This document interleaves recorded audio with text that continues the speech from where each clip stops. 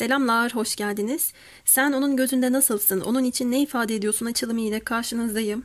Yine çok yüksek bir enerjim var. Kişisel yorumlarımı bitirdim ve YouTube'da sizlerleyim arkadaşlar. İki deste oluşturdum sizlere.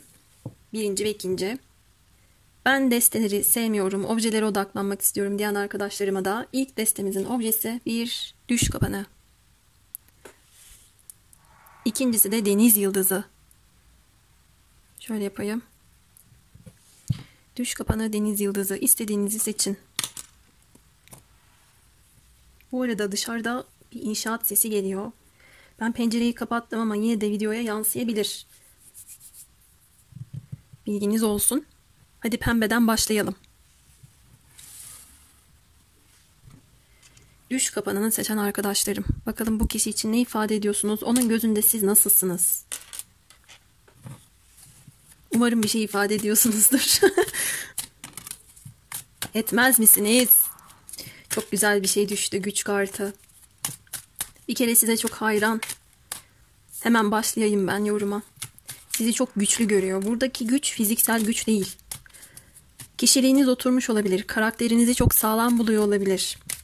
Duruşunuzu çok heybetli de buluyor olabilir. Ama mesela kendisinde eğer hoşuna gitmeyen bir özellik varsa, siz de bundan hoşlanmıyorsanız, tutup da bu kişiyi zorla oraya buraya çekiştirerek o özelliğini değiştirmeye çalışmıyorsunuz. Ona hükmetmeye çalışmıyorsunuz. Özellikle de bu durumlarınıza dikkat ettiğini görüyorum. Bir hayranlık beslediği çıkmış. Siz onun için cesur bir sevgilisiniz. Cesaretin haricinde de masum ve masum olmanıza rağmen güçlü, kuvvetli bir yanınız var.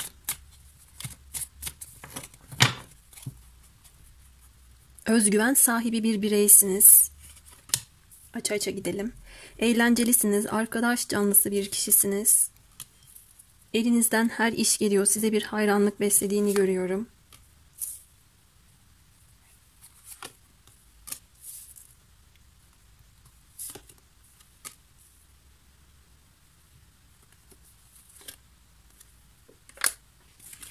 Sizi çok güçlü gördüğü için kendisi de bir şeyler yapmak istiyor. İyi de ne yapsın? Şimdi bir yandan kendi hayatında ayaklarının yere sağlam bastığı planlar içerisinde olduğunu görüyorum. Diğer bir yandan hayatından, kendinden emin olamazsa ne olacak tarzında. Herhangi bir tehditle, herhangi bir engelle karşılaşırsa ne olacak tarzında değerlendirmeler yaptığını görüyorum. Kendisinin de bazı şeylere hakim olduğunu düşünüyor. Sizi kaybetmek istemediği çıkmış. Şu anda ona biraz mesafeli ya da soğuk olduğunuzu düşünüyor. Ama buna rağmen belki eline mevcut durumunuzu alıp değerlendirdiğinde, belki de eline telefonunu alıp baktığında sizi öyle sert astığım astık, kestiğim kestik şeklinde görmediğini görüyorum. Bir soğukluk enerjisi algılıyor. Birbirinize sırtınız dönük, bakın burada. Benim hissettiğim kadarıyla bu kişinin de düşüncesi yansımış, orası ayrı, ama siz daha gelecek odaklısınız. Kural kriterlerinizi, geleceğinizi şekillendirmek ve bir karar almak için oraya odaklamış bekliyorsunuz. Bu kişi de sizden etkilendiği kısımlar ve kendisinin bakmak istediği yönle alakalı. Şimdi geçmiş demeyeceğim. Şu kısım her ne kadar geçmiş okuması olsa da geçmişe odaklı olduğunu görmüyorum. İkinizin de kırmızı çizgilerinin olduğunu düşünüyor. Onun gözünde siz kolay bir insan değilsiniz. Ha, ben şuraya çekiştiririm de oraya gelir. Esner. Yönetebilirim kolayca. Ona çok güzel bir şekilde hükmedebilirim. Dikte edebilirim. Böyle bir şey yaptığımda çok güzel bir erek elde edebilirim demiyor. Siz de zorsunuz. Şimdi burada şuna hayranlık beslediğini de söylemiştim. Genel anlamda hayatınızdaki duruş, heybetiniz, belki arkadaş seçimleriniz, arkadaş ortamındaki tavır tutumunuz, güleç yüzünüz, canlı enerjik oluşunuz, kendinize güvenişiniz, bunlar ayrı. Elinizden her iş geliyor oluşu, becerikli oluşunuz, tamam, bunlar da ayrı, ama ona hükmetmediğiniz için, onun üzerinde baskı uygulamadığınız için buna da beslediği bir hayranlık olduğunu görüyorum. Ama arka planda, bilinç altında kendisinde böyle bir enerji de çalışıyor. Yani benim elimde şöyle bir güç olsun, şunu kaybetmek istemiyorum ya da bir şeyleri ben yöneteyim tarzında bir ihtiyaç olduğunu da algıladım baktığım kadarıyla. Fakat siz ona göre kolay lokma değilsiniz arkadaşlar. Sizi zeki de görüyor. Bana bir bakıyor, zihnimi okuyor diyor mesela. Ya da benim nasıl bir ruh halinde olduğumu hissediyor bu kişi diyor sizin için. Zihin okuma özelliğiniz olabilir. Ya da beden dili. Hadi devam edelim.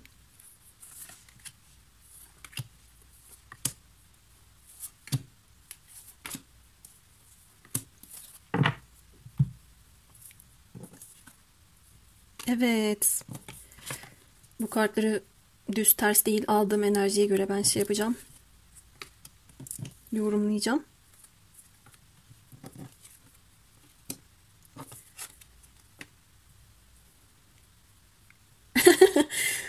Şu an bir şey diyeceğim ama para dörtlüsü kartının altına 5. çakra, boğaz çakrası gelmiş. Evet, burada bu kişinin bir karın ağrısı var. Konuşamıyor. Konuşmak istediği durumlar var. Biriktirmiş içinde. Zavallım. Cümle kabızı olmuş. Boğaz bölgesi şiş. Ya da söylediği, aktardığı şeyler üzerinde şu anda düşünüyor. Evet, onun için ne ifade ediyorsunuz ya da onun gözünde nasılsınız kısmının haricinde başka detaylar da vereceğim size. Belki bu kişi sizin kalbinizi kırdığını düşünüyor ama buna rağmen çok güçlü bir duruşunuz var ya da kendi kalbinizi şifalandırabilecek bir yeteneğe sahip olduğunuzu da biliyor. Bu süre zarfında kendi hayatınızda sizi mutlu eden şeylerle ilgilenirken ne kadar sabırlı olduğunuzu da ve arka planda kendisinin ne kadar sabırlı beklediğini de anlatıyor. Sizin yarattığınız, oluşturduğunuz, ürettiğiniz eserler, işler, projelerle ilgili bir hayranlık beslediğini de görüyorum. Bu anlamda sizi kendisini geliştirmiş, daha da geliştiriyor. O yolda ilerliyor. Kendisini bambaşka bir tarafa doğru çıkaracağını, daha başarılı olacağını, belki ünü şöhreti kazanacağını düşünüyorum diye hakkınızda yorum yaptığını görüyorum. Bunlar çok güzel düşünceler. Bunları sizinle paylaşmamış olabilir ama kendi kafasında tasarladığı çok bir yeriniz çıkmış. Kendi kafasında tasarladığı noktalarda hep ona göre 3-5 basamak yukarıdasınız. Şu anki bulunduğunuz yer bile size yeterli geliyor olabilir ama bu kişi hayır, o bu şekilde çalışmaya, bu şekilde üretmeye devam ederse ya da kendi çevresini bu şekilde maddi, manevi olarak, kültür olarak donatmaya devam ederse ben onu çok daha güzel yerlerde görüyorum. Daha güzel yerlerde olacağını düşünüyorum dediğini görüyorum. Bir yolculuk mevzusu olabilir. Bu kişiye siz gitmişsiniz ya da bu kişi size gelecek. Bu durumlarla ilgili neleri inşa edebilirsiniz, neleri inşa edemediniz ya da neler yapıldı, neler yapılmadı. Bunları biraz düşünüp değerlendirdiğini gördüm ama bu kişi sizinle tam bazı şeyleri konuşamadığını düşünüyor. Ya aktarım hatası yapmış, söyleyeceklerinin yarısı ya da birçoğu içinde kalmış. Hazmedemediği durumlar da var. Sindiremediği şeyler de var. Cümlelerini ifade ederken korku, çekinme, endişe, yanlış anlaşılır mıyım kaygısı hissettiğini de görüyorum. İletişimle ilgili bir durumda sıkıntı yaşadığınızı düşünüyor bu kişi. Bu kişinin gözünde siz şöylesiniz. O size ne söylerse onu hazmedebilecek bir güce sahipsiniz ama bu kişi o güce sahip değil. Ya sizin söylediğiniz bir cümle içine taş gibi oturabilir. Çakılabilir yani. Ya da kalbiniz kırık olsa bile siz bunu yönetebilecek, duygularınızı kontrol edebilecek bir kuvvettesiniz. Ama bu kişi belki kaybederim korkusu, belki bazı şeyleri düzeltemem korkusu ile bazı cümlelerini yuttuğunu gördüm. Böyle bir durum var. Şu anda maddi olarak sizi çok güçlü görüyor. Elinizde pek çok imkanı tuttuğunuzu görüyor. Güzelliğinize ya da yakışıklılığınıza önem verdiğinizi, dış görüntüye önem verdiğinizi ve buna da yatırım yaptığınızı düşünüyor. Pek çok konuda da kendi hayatının dengesini elinde tutması gerektiğini düşünüyor. Ben burada şunu algıladım arkadaşlar. Burada yansıtma enerjisi çalışmıyor ama güç savaşı da yok. Bu kişi size bakıyor, hayranlıkları var. Arka planda kendisinin yeterli olmadığını ya da olamayacağını düşündüğü noktalarda ben de şu alanda kendimi geliştirmeliyim ya da şu alanlarda başarılı olduğumu biliyorum. Bunun üstüne bir şeyler koymalıyım diye değerlendirmeler yapıyor. Çok geride bir yerlerde sizi kıskanan bir çocuk enerjisi barındırdığını da görüyorum. Sanki sizi böyle ağacın gövdesine sarmaşıklarla sarıp sarmalayıp orada korunaklı bir bölgede tutmak istediğini de görüyorum. Bunu yapacak gücü kendinde de görüyor ayrıca.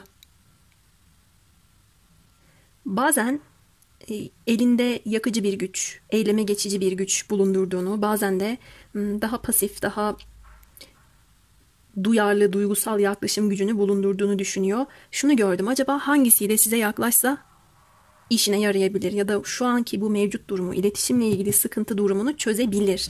Bunları değerlendiriyor baktığımda. Peki siz onun için ne ifade ediyorsunuz? Bakalım. Biraz da aranızdaki durumu değerlendirdiği gibi oldu değil mi? Ne ifade ediyorsunuz bu kişi için?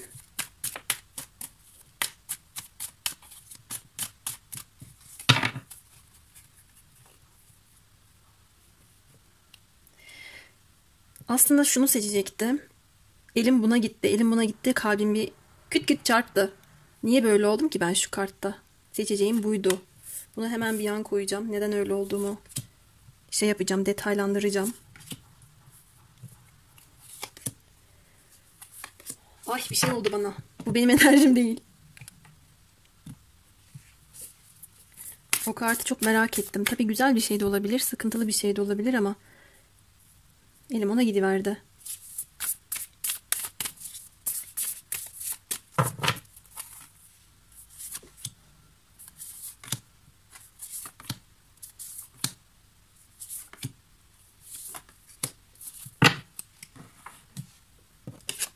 Kader çarkıymış. Çok güzel ve önemli bir kart. Onun için ne ifade ediyorsunuz? Tabii bir anlamda hani kadersel bir fırsat, kaderi gibi olabilir ama bir anlamda şanssınız.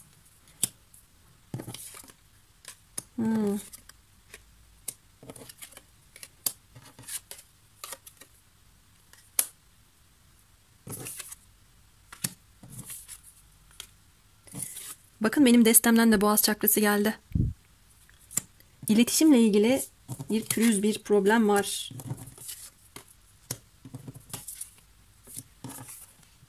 Çok güzel. Bence çok güzel. Evet, sıkıntı ve problemler de geldi. Hadi hemen başlayayım. Bu arada boğaz çakrası geldi ya. Ben sürekli konuşmak istiyorum bu destede. Bu kişi sanki sizle konuşamamış. Yetti be, yeter artık.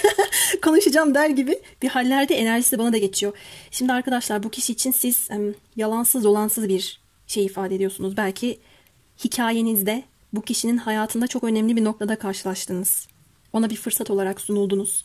Bunu görmüştür, görememiştir. Değerlendirmiştir, değerlendirememiştir. Bu konularla alakalı olan durumlarda ifade etmeye çalışacağı şeyler var ama kaçan balık büyüktü ya da o balık büyük, kaçırmamam lazım, sıkı sıkıya tutmam lazım diye düşünüyor sizin için. Siz onun gözünde hayatın anlamı gibi bir şeysiniz. Yanlış bir yere emek vermek istemiyor bu kişi. Mantıklı düşünmek istiyor, çözüm bulmak istiyor. Aranızdaki durumları iyileştirmek istiyor. Ve burada iletişim problemi yaşadığınız durumlara dair parça bütün ilişkisi kurup neden oldu? Ben neden şurada başarısız oldum? Neden burada korktum? Neden şurada şöyle bir sorumluluk almadım? Dıştan gelen etkiler nelerdi? Herhangi bir dil, din, inanç, kültür farkı, etik değer yargılarla ilgili, sorumluluklarla ilgili, hayata, ilişkilere bakış açımızla ilgili, farklılıklar, benzerlikler var mıydı, yok muydu? Varsa bunlar nelerdi? Bütün bunları değerlendirmiş, düşünmüş bu kişi. Sizi kaderinde, hayatında önemli bir noktada görüyor.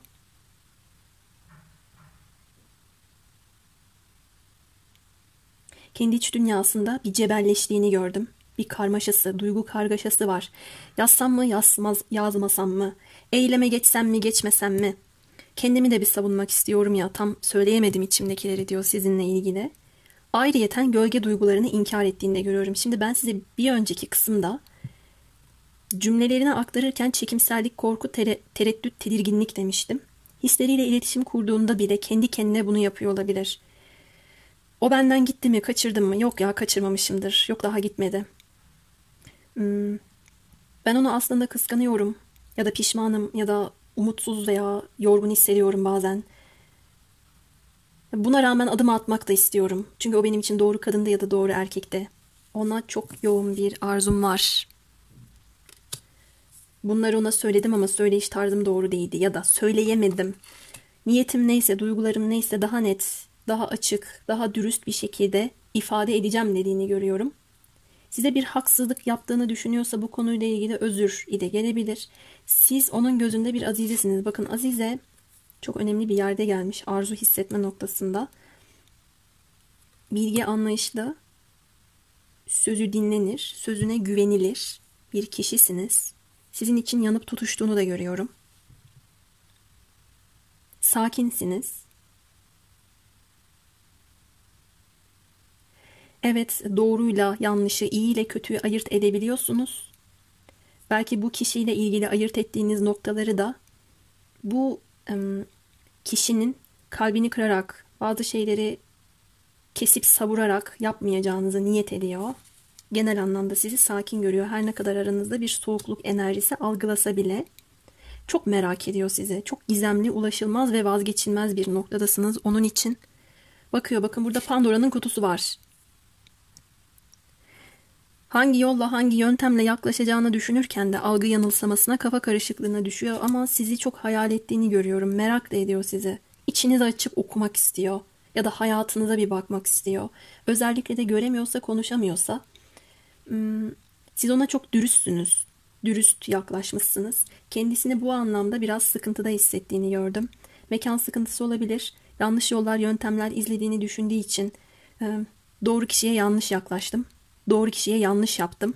Ben niye bunu yaptım diyerek kendi içinde hala bir şeylere hakim değilim. Hala istediğim noktada değilim diye kendi içinde bir güçsüz hissettiğini de görüyorum. Spiritüel olarak da sizi kendisinden üstte görüyor. Siz o bağlantıları kurabiliyorsunuz. Kendisi henüz kuramadığını düşünüyor. Ya da 3-5 basamak merdivenin gerisinden sizi takip ettiğini düşünüyor. Ama yine de çok ilgi duyuyor, biliyor musunuz? Yani burada ben şunu görmedim. Senin ilgi duyduğun alanlar sana. Onlar beni ilgilendirmez. Hatta böyle ilgi duyduğunuz alanlar ya da yaptığınız işle ilgili küstah bir tavırda, saygısızca, lakayt bir tavırda da değil. Dalga geçmiyor. İlgi de duyuyor. Kendisini her ne kadar anlamasa da ya da o anlamda yeterli hissetmese de merak edip baktığını da görüyorum. Spiritüel konularla ilgili bir işiniz varsa özellikle. Ya da bazen şey oluyor ya, hepimizin başına gelir. Bazı kişiler astrolojiye inanmıyorlar. Astroloji inanılacak bir şeymiş gibi. Hani fal gözünde değerlendiriyorlar. Siz de astrolog falansanız ya da tarotla ilgiliyseniz bu anlamda yavaş yavaş ilgi duymaya başlamış. Olaylara sizin baktığınız pencereden bakmayı deniyor. Sizle beraber bir yola çıkmanın sorumluluk getireceğini düşündüğünü de gördüm. Yavaş yavaş bir şeyleri anlamaya başlamış bu kişi ve ben bir çaresizlik psikolojisine kapıldığını, bazı yerlerde sizi mumla aradığını, yanlış tercihler yapıp varını yoğunu belki de yanlış bir şeye yatırdığı için pişman olduğunu da gördüm. Bana biraz kendisini de anlattı. Onun gözünde siz kaçırılmaması gereken çok özel bir insansınız. Genel anlamda bunları söylüyor. Bir de konuşturma kartlarından alalım. Güzeldi bence. Onun bir de hayatında dönüm noktası diyebileceğim bir anda karşılaşmış ya da o anda bir yardımınız bir kişiye dokunmuştu olabilir. Peki ne söylersin? Burada ters döndü. İçinde ters dönen bir tane kart var. Sen benim ruh eşimsin. Bizi zorlayan hep karmalarımız. Hak etmediğin şeyler yaşattığım için üzgünüm. Doğru, üzgün, mutsuz, çaresiz, yetersiz hissediyor. Size gerçekten aranızda ruh bağlantısı, ruh eşi bağlantısı olduğunu hissediyor. Doğrudan böyle bir cümlesi olmayabilir ama bunu ruhunun hissettiğini görüyorum. Karmalarınız olabilir ya da karmalar olmasa bile şunu diyebilir. Sen benim ruh eşimsin, benim için doğru insansın ama beni zorlayan şöyle engellerim var. Atıyorum şöyle bir uzaklığımız var, doğru iletişim kuramamışlığımız var gibi diyebilir. Tabii adalet teması gelmişti az önce, karmik bir durumda olabilir. Kendisini şu anda zorlayan şey ektiğini biçeceğini düşündüğü bir durumu da temsil edebilir. Başka ne söylersin? Bir tane daha alalım.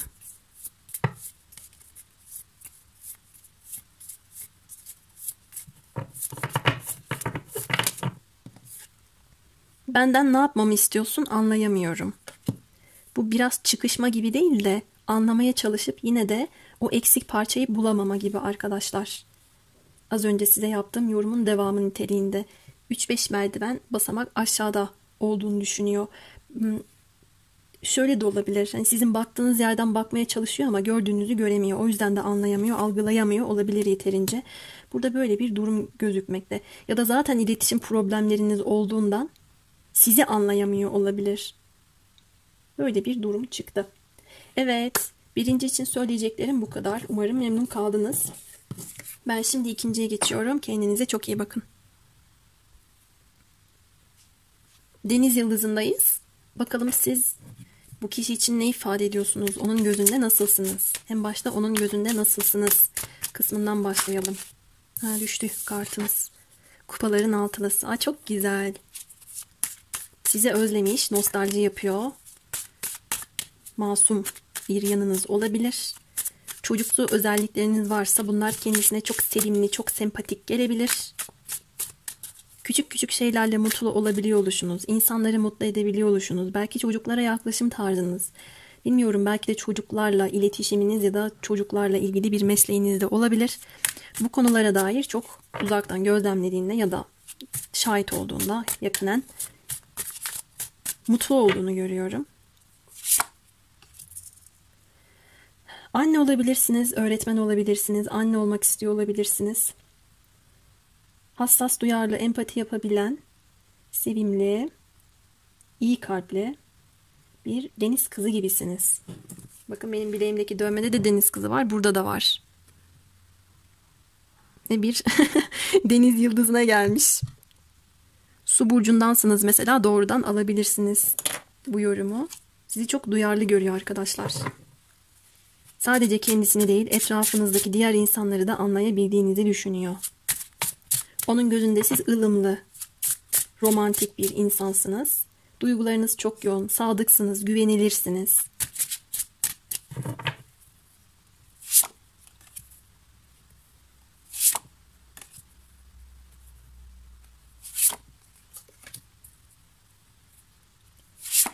Dokunduğunuz yere bolluk, bereket ve denge getirdiğinizi düşünüyor.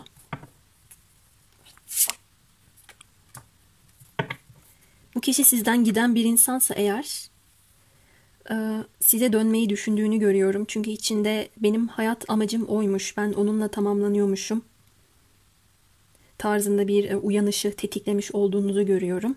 Biraz yol yöntemlerle ilgili kafa karışıklığı yaşayıp arka planda size çok yoğun bir şekilde düşündüğü çıkmış. Şu anda hareketsizse nasıl adımlar atmalı, nasıl bir hamlede bulunmalı, bunları değerlendirip düşünüyor. Biraz algılarını da alt üst eden, mevcut durumunu karıştıran bir enerjidesiniz ama bunu çok zarif bir şekilde yapmışsınız. Şimdi burada suçlama tarzında söylemiyorum. Belki ona olan duygu yoğunluğunuza alışamadı. Hala onu seviyor oluşunuz. Hala ona karşı nazik davranışlarınız. Hala kendi dengenizi koruyabiliyor oluşunuz. Şefkatiniz, bağışlayıcılığınız, merhametiniz. Fedakarlık noktanız. Bütün bunlarla ilgili değerlendirme yaptığını görüyorum. Hatta zamanında kendi yapmadığı fedakarlıklar, göstermediği özveriler konusunda da ya da yaptığı bencillikler konusunda da olaylara daha farklı bir bakış açısıyla bakıp değerlendirdiği çıkmış. Bu kişiyi bağışlayıcı bir özelliğiniz var ama hani yine de oldu. Bağışlamadınız. Kendi içinizde içsel çocuğunuzu, kendi mutluluğunuzu yakaladığınız, kendi dengenizi bulduğunuzu düşündüğünüz bir anınıza denk geldi. Bu kişi onu farz ediyor şu anda. Varsayıyorum böyle bir durum var diyor. Ben o zaman hangi yolu izleyeceğimi bilmiyorum dediğini de gördüm. Düşüncesizce bir eylemde bulunmak istemiyor. Çünkü siz hassassınız, kırılabilirsiniz. Size gönlünden aslında bir hediye sunmak istediğini de görüyorum. Sizin bu kişiye yaptığınız çok fazla şey var. Bir sürü katkı sağlamışsınız. Alma verme dengesini korumak adına size de bir şeyler sunmak istiyor. Yani gönlünden belki bir hediye, belki güzel bir cümle. Belki de sizden somut bir şey aldıysa, borç falan. Onları ödemek istiyordur geri. Böyle bir durum da çıkıyor. Bakın devam edelim.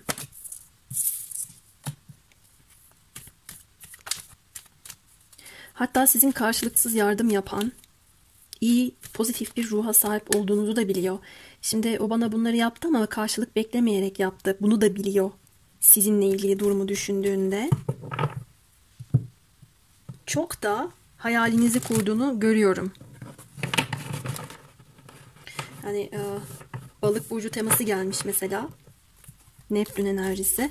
Bazen böyle acaba ben mi yanılıyorum? Acaba ben mi yanılgıya düşüyorum? Diyor. Telepatik bir iletişiminiz varsa, siz mesela bu kişiyi hissediyorsanız, rüyanızda gördüyseniz, buna benzer geçmişe dair mesajlar farkında olarak ya da olmayarak yolluyorsanız bu bilgi doğrudan karşıya gidiyor arkadaşlar. Benim hissiyatıma bir de şu da düştü. Ya ben ona sıkıntılı şeyler yaşattım ama ondan bana çok pozitif, çok ılımlı, yumuşacık bir enerji yansıyor. Çok ilginç diye bunu biraz düşündüğünü de gördüm. Eğer size bir yaklaşmayı düşünüyorsa her şeyi hesaba katmalı. Bakın, siz sevgi meleğisiniz onun. Hayatına sevgi getiren, dokunduğu yeri güzelleştiren, sevgiyi ona öğreten, şefkat dolu birisiniz. Ya da acaba bana böyle bir sevgiyi verebilir mi? Ben böyle gözlemledim ama ona adım atarsam böyle bir şey kendisinden görebilir miyim diye kendi içine teyit de ediyor olabilir. Durumunuza göre alın. Ya ne kadar güzel kartlar geliyor.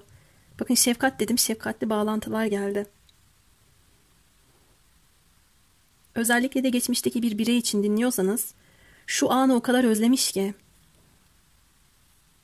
Benim içimdeki huysuzluğu, mutsuzluğu, tutarsızlığı, hatta hayatımdaki ölçüsüzlüğü ne kadar iyileştiren, şifalandıran, dengeleyen bir noktaydın sen benim için diyor. Yani sizi sevgiyle eşitliyor. Sevgi demek sen demek. Masumiyet demek sen demek diyor sizin için. Aşkın tanımı diyor sizin için resmen.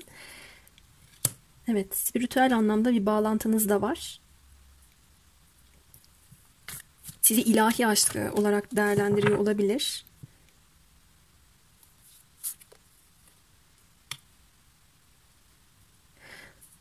Düşünmeden duramıyor. Bir bağlılık, bir bağımlılık çalıştırdığını gördüm. İhtiyaç duyduğu şeylere nasıl ulaşabilir?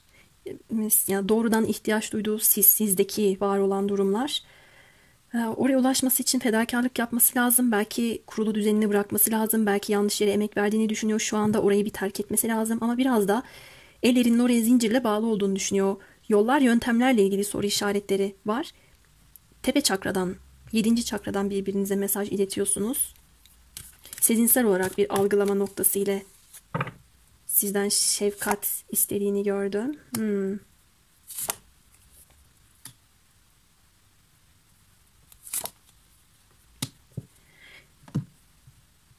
Bencillik yapmamalıyım. Onun bana yaptığı şeyleri ben de ona yapmalıyım. Güzel bir şekilde yaklaşmalıyım dediğini görüyorum ama arka planda bir yerde yine de kibirli bir enerji çalıştığı çıkmış. Yani hilekarca bir tutumla sizin bolluk bereket enerjinizden yararlanıp da zafere ulaşmaya çalışabilir. Sizin dürüst kendisinin hilekar olduğunu da düşünüyor olabilir arkadaşlar. Zamanında ben böyle yapmıştım. Şimdi bunun cefasını çekiyorum. Evet, şimdi bu konularla ilgili ya ödül alacağım ya da ceza çekeceğim. Zafer senin diyor sizin için. Böyle bir durum da var. Ama siz ne kadar arkadaşlar yani bu kişiye bolluk bereket enerjisi getirmişsiniz. Bu kişinin hayatını bile verimli hale dönüştürüp belki çok fazla para bile akıtmış olabilirsiniz bu kişinin hayatına. Siz farkında mısınız enerjinizin ya da bu kişiye yaydığınız durumun? Ya hiçbir şey yapmasanız bile siz oturduğunuz yerden güzel bir şey düşünün. Bu kişiye anında gidiyor o enerji. Tıkanık bir durumu açmak için yine de manipülasyonlara, hilelere başvurabilir. Şurayı biraz daha detaylandırasım geldi. Sen niye böylesin? Terk edilme korkusu yaşadığı için allem edip kallem edip bir durumu düzeltmeye çalışabilir. Evet, sizin sezgileriniz çok güçlü ama siz yemezsiniz hilelere. Hissedersiniz. Hatta bu kişinin sizi düşündüğünü, size adım atacağını, size nasıl bir şekilde yaklaştığını, bütün bunları algılayabilecek bir hisse sahipsiniz.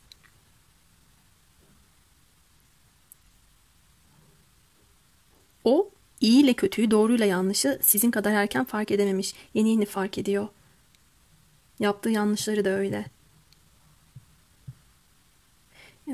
O kadar güzel geldi ki sizle ilgili kötü bir düşüncesi yok. Kendisiyle ilgili yaşadığı sıkıntılar var şurada. Şimdi siz onun için ne ifade ediyorsunuz kısmından devam edeceğim. Gördüğüm kadarıyla burada da çok güzel şeyler geldi.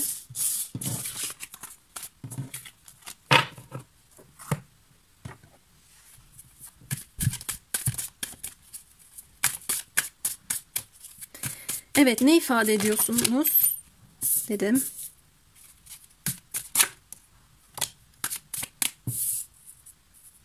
Bu kişi artık sizden enerji alamıyor ki. Siz belki de fark etmişsiniz. Ben geçmiş durumu yorumladım. Siz artık sınırı çekmişsiniz. Sizin için diyor ki bana arkasını döndü ya da tüm sınırları çekti. Ben ayazda, soğukta kaldım. Kala kaldım böyle kapı dışında. Zamanında doğru yöntemleri de izlemediğim için şu anda bir çaresizlik psikolojisindeyim. Yalnız hissediyorum, dışlanmış hissediyorum diyor. Ve siz kendinizi koruyorsunuz. Belki sevginizi kanıtlama yöntemi olarak bunu seçtiniz. Ya da haklılığınızı ispat etmek.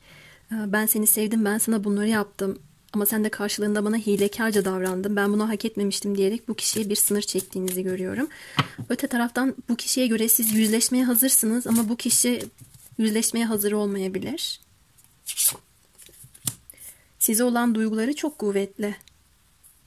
Fiziksel olarak da size çok yoğun bir şekilde çekiliyor. Ruhsal olarak da.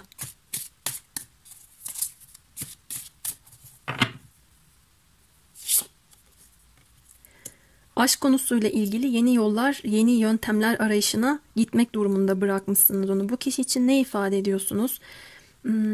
Biraz öncesi ve sonrası gibi geldi. Öncesinde çok yumuşak, çok ılımlı, belki çok verici yanınızı bu kişi kötüye kullandıysa eğer, şimdi doğru ve haklı bir durumla, gerekçeyle tavır tutum değişikliğine gitmişsiniz ve bu kişiye de sen de tavır tutum değişikliğine gitmek durumundasının mesajını vermişsiniz.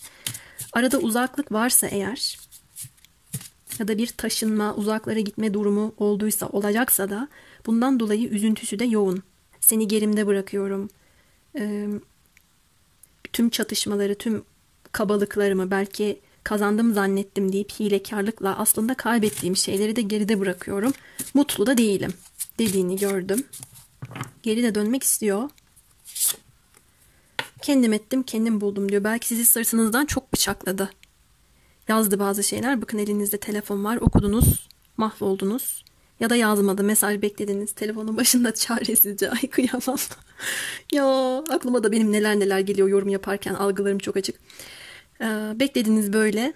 Hiç mesaj gelmedi. Onun başka şeylerini gördünüz. Ben senden mesaj bekliyorum. Atıyorum, sen kimlerle konuştun? Sen ne yaptın? Ya da ne yapmadın?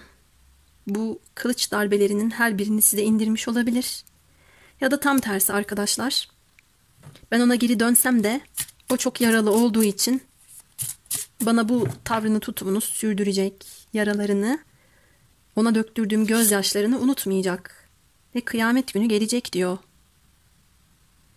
Her şey açığa çıkacak diyor. Sizi değerlendiriş şekli bakın öncesiyle sonrası gibi oldu. Kendi kendini mahkemeye çıkarttığını, yargı gününün, hesap gününün geleceğini ya da yargılanacağını düşünüyor. Ben seni yıktım, ben sana gözyaşı döktürdüm, ben sana ihanet ettim. Öyle bıçakları, kılıçları savurdum. Sen de haklı olarak artık kendini korumaya aldın diyor. Ona göre gerçeksiniz ama gerçek aşksınız. Pek çok bir farkındalığa erişeceğini görüyorum. Siz onun hayattaki acı bir farkındalığı olmuşsunuz. Sizi kaybederek yaşamış onu da. Ya da kaybetme tehlikesiyle karşı karşıya kaldığında bu farkındalığa erişecek olduğunu gördüm. Bu buraya düştü. Buraya alayım. Neyse artık o. Kapalı düştü. Merak da ettim. Bir anlamda da geçmişi geçmişte bırakıp tertemiz bir sayfa açalım niyeti de var.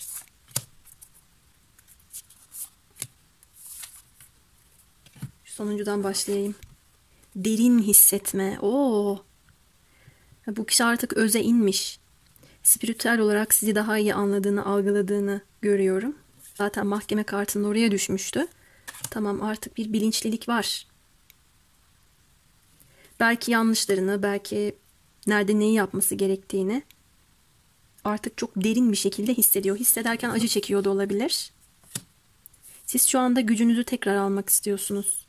Onun için ne ifade ediyorsunuz? Gücünüzü sevgiden aldığınızı düşünüyor ve hissediyor. Dolayısıyla sevgisine güvenerek şu anda da yetki, hakimiyet onda. Yani o bana kendisini ezdirmez şeklinde düşündüğünü gördüm. Evet, çaresizce bir arzu hissediyor. Şu anda aşk konusu onun saplantılı olduğu bir konu. Girdapta gibi dönüyor dolaşıyor, sürekli siz varsınız, sizi düşünüyor. Ya da sizle ilgili her şeyi sorguluyor. Bir karar alması gerektiğinin bilincine varıp bir sıkışık hissediyor kendisini. Derin hissetme ve gene derinlik teması geldi. Bu kadar olabilir. Şimdi arkadaşlar az önce bakayım. Taç çakra gelmişti. Bakın 7. çakra 7-17.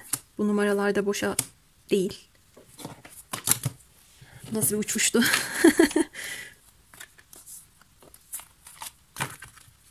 Yedinci çakra. Burada bazı sırları artık vakıf olmuş. Burada artık kitap açılıyor. Bu kişi, siz bu kişinin zamanında özüne inmiş, kendisini tanıması için de bu kişiye yardımcı olmuş olabilirsiniz. Belki o dönem fark etmedi, belki o dönem farklı bir noktadaydı. İlgilenmedi, düşünmedi, eğilim göstermedi ama şu anda neyin ne olduğunu anlıyor, ne demek istediğinizi anlıyor, sizi anlıyor. Sizi düşürdüğü durumu anlıyor, empati yapabiliyor. İşler tam tersine dönmüş. Kendi gerçeğinin belki de gerçek olmadığını, daha başka bir gerçek olduğunu da düşünüyor. İlahi sistemle çok bağlantı kurduğunu görüyorum. Sezgileriyle bağlantı kurup her şeyi çok elekten geçirerek buzdağının görünmeyen yüzünü görmeye başladığını görüyorum. Ve ilahi adalet geliyor bakın. Adalet teması. Yani işler tersine dönmüş dedim ya. Bu kişinin düşüncesi için de böyle. Ak koyun kara koyun belli olacak hesabı yapıyor şu anda. Ama bana bu kişiden gelen bir enerji var ki korkmuyor. Artık ne olursa olsun tarzında bir değerlendirme yaptığını gördüm.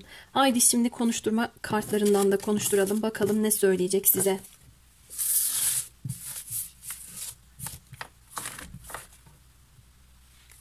Evet, ne söylersin? Az önce bir sürü şeyden bahsettin.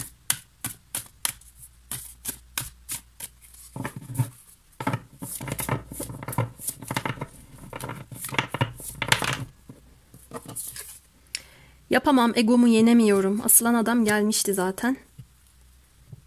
Hilekarlık da altına düşmüştü. Egosunun izin vermediği durumlar var. Her ne kadar kendisine zarar verdiğinin bilincinde olsa bile yine de yapamam diyor.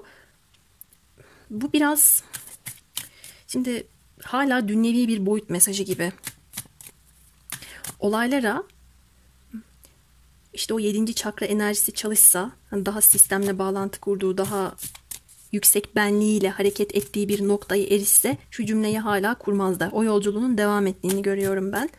Siz de şu durumu algıladıkça sinirleniyor olabilirsiniz. Onun egosuyla mücadele ediyor olabilirsiniz. Ama mücadelesi de, içsel mücadelesi de yenilgiyle bitecek bu kişinin.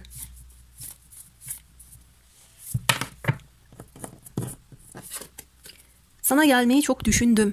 Hala düşünüyor zaten. Hareketsiz bir şekilde düşünüyor ama. Seni çok arzuluyorum. Evet, hayalde kuruyor. Yani şu yapamam, egomu yenemiyorum kısmına bir kart daha, 2 tane düştü. Yok, bir tane istiyorum.